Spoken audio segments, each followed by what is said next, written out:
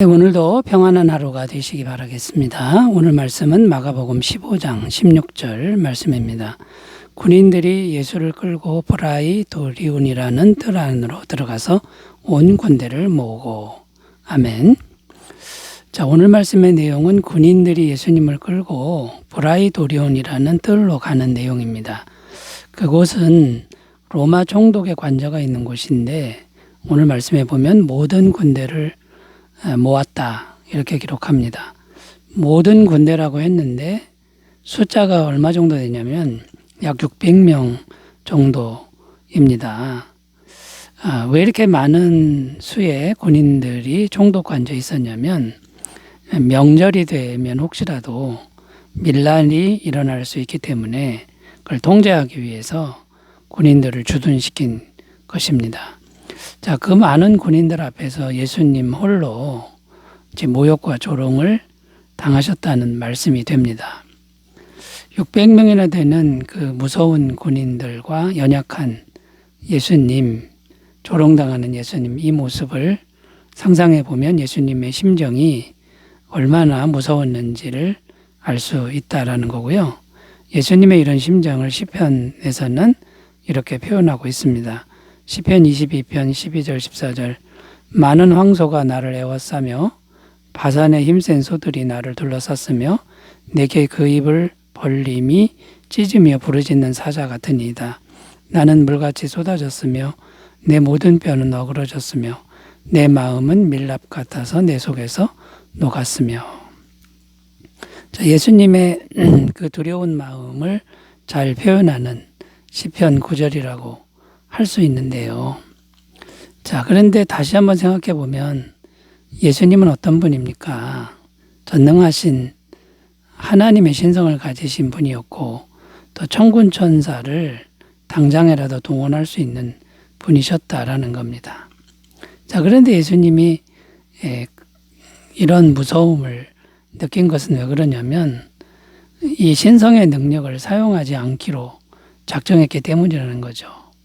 그냥 온몸으로 이 무서움을 전부 받아야만 되는 그런 상황이었기 때문이다라는 겁니다. 자, 예수님이 전능하신 능력을 사용하지 않고 이 무서운 상황을 그대로 받으셨는데 왜 그렇게 하신 겁니까? 죄인들인 우리들을 구원하기 위해서 그렇게 하셨다라는 것이죠. 자, 이런 사실은 우리에게 큰 소망을 주고 있는데요. 우리들도 두려운 순간을 만날 때가 종종 있습니다. 자, 그렇다면 이렇게 두려운 순간을 우리가 만날 때 가만히 계셨던 예수님을 이제 생각하면 큰 위로가 되겠죠. 자, 그러면 우리가 두려운 상황에 처할 때 예수님을 생각하면서 어떤 믿음을 가져야 하는 걸까요? 두려운 순간에 가져야 될 믿음에 대해서 오늘 말씀의 은혜를 나눠보겠습니다.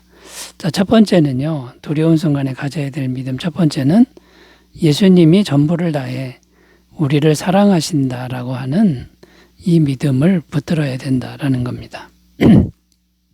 요한복음 10장 14절 15절 읽겠습니다. 나는 선한 목자라. 나는 내 양을 알고 양도 나를 아는 것이 아버지께서 나를 아시고 내가 아버지를 아는 것 같으니 나는 양을 위하여 목숨을 버리노라. 자, 여기 보면 예수님이 어떤 분으로 나오냐면 우리들을 위해서 목숨까지도 버리는 분이다 라고 나옵니다.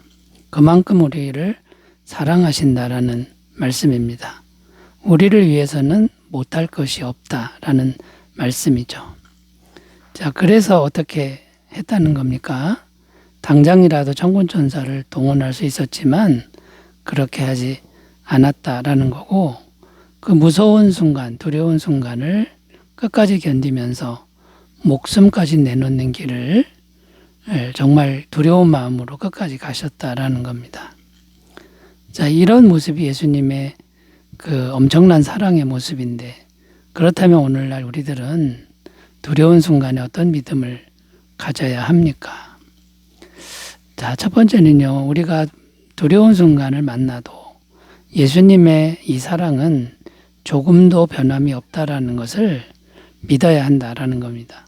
누가복음 15장 19절에서 20절 읽겠습니다. 지금부터는 아버지의 아들이라 일컬음을 감당하지 못하겠나이다.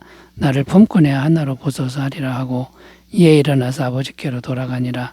아직도 거리가 먼데 아버지가 그를 보고 측은히 여겨 달려가 목을 안고 입을 맞추니. 무슨 내용이냐면 못된 짓만 하던 둘째 아들, 아버지의 재산을 가지고 탕진한 둘째 아들이 집으로 돌아올 때 아버지는 여전히 사랑하고 계셨고 달려나가서 끌어안았다라는 겁니다. 이것은 뭘 보여주냐면 하나님의 사랑은 영원히 조금도 변함이 없는 사랑이다. 이것을 말해주고 있습니다. 자, 두려운 순간에도 하나님의 사랑, 주님의 사랑은 조금도 변함이 없다라는 것을 믿어야 된다라는 겁니다. 그 다음에 무서운 순간에 우리가 뭘 믿어야 되냐면 예수님은 여전히 우리를 위해 예수님의 목숨을 기꺼이 내주신다라는 믿음을 가져야 된다라는 거죠.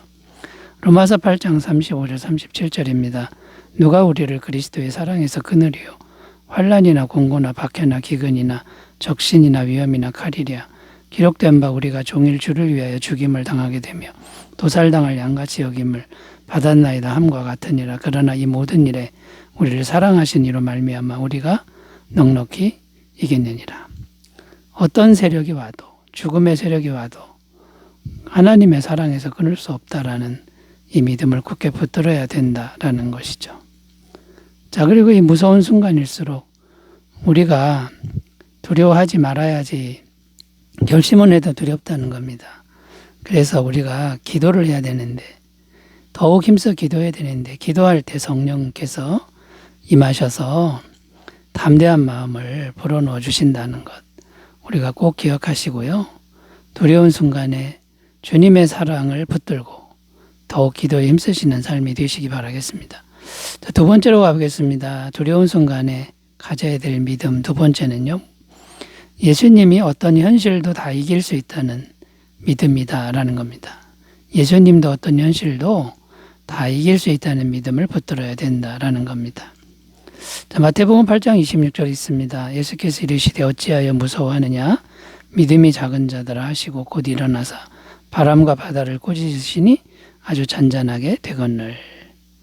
무슨 내용이냐면 예수님이 바람과 바다를 꾸짖으시니 잠잠하게 되었다는 말씀입니다. 여기에 담긴 의미가 뭐냐면 어떠한 현실도 예수님은 능히 다 바꾸실 수 있는 분이다. 이것을 말씀합니다. 자, 그렇다면 우리는 어떤 믿음을 가져야 하는 것입니까?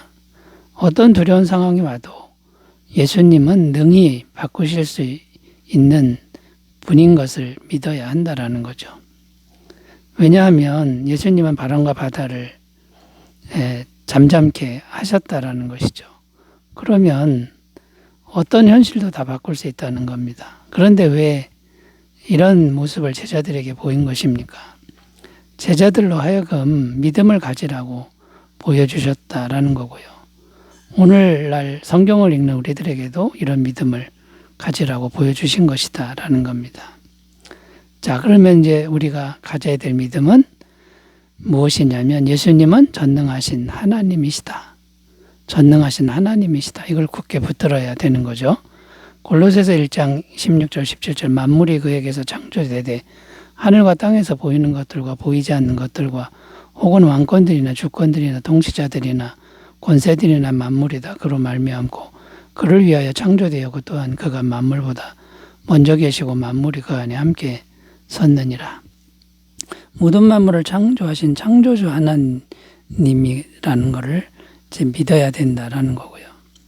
또 두려운 일들은 이 창조주 하나님이신 예수님의 허락 없이는 절대로 우리를 공격하지 못한다는 믿음을 가져야 된다라는 겁니다.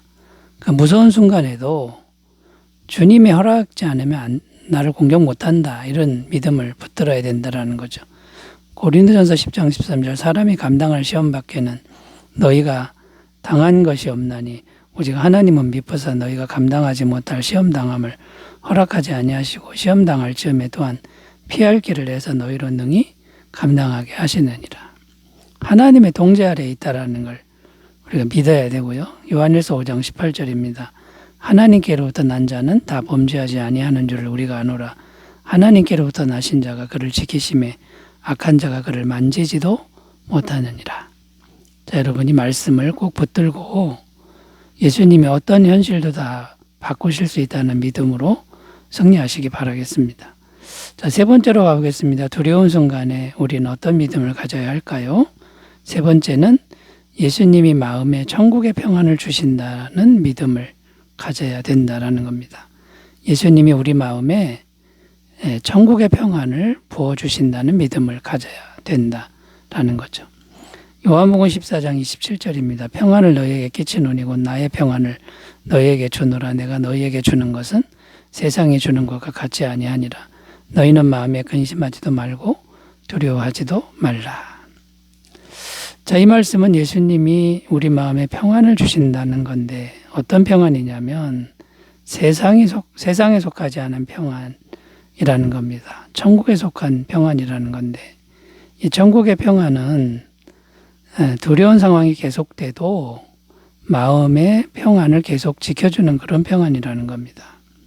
이게 바로 천국의 평안인데 환경이 바뀌지 않아도 그냥 평안할 수 있는 평안을 주신다라는 겁니다. 자, 그런데 두려운 순간에도 예수님께서 이런 평안을 우리에게 이제 주신다는 말씀인데 어떻게 이런 평안이 공급되냐면 오직 성령님을 통해서만 공급된다라는 겁니다. 그래서 성령님이 우리 마음에 임하셔야 되는데 이 성령님이 임하시는 길은 오직 기도밖에 없다라는 것입니다. 빌립보서 4장 6절 7절 아무것도 염려하지 말고 다만 모든 일에 기도와 간구로 너희 구할 것을 감사함으로 하나님께 아뢰라.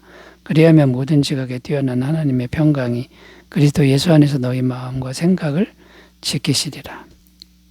계속 기도하는 길이다라는 겁니다.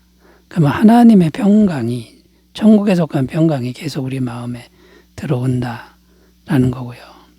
자, 그러면 이제 우리가 목표로 해야 되는 게 뭡니까?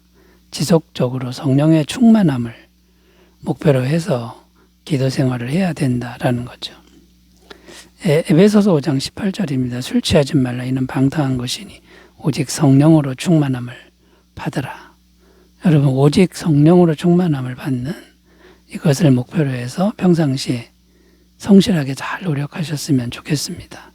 그러면 성령의 열매가 맺히는데 사랑과 희락과 화평과 오래 참음과 자비와 양성과 충성과 온유와 절제, 이런 신적인 평안이 우리 마음에 충만하게 될 줄로 믿습니다. 두려운 순간에도 굳센 믿음의 주인공들 다 되시기 바라겠습니다. 기도합니다. 하나님 아버지, 두려운 순간에도 이길 수 있는 믿음을 허락하여 주옵소서.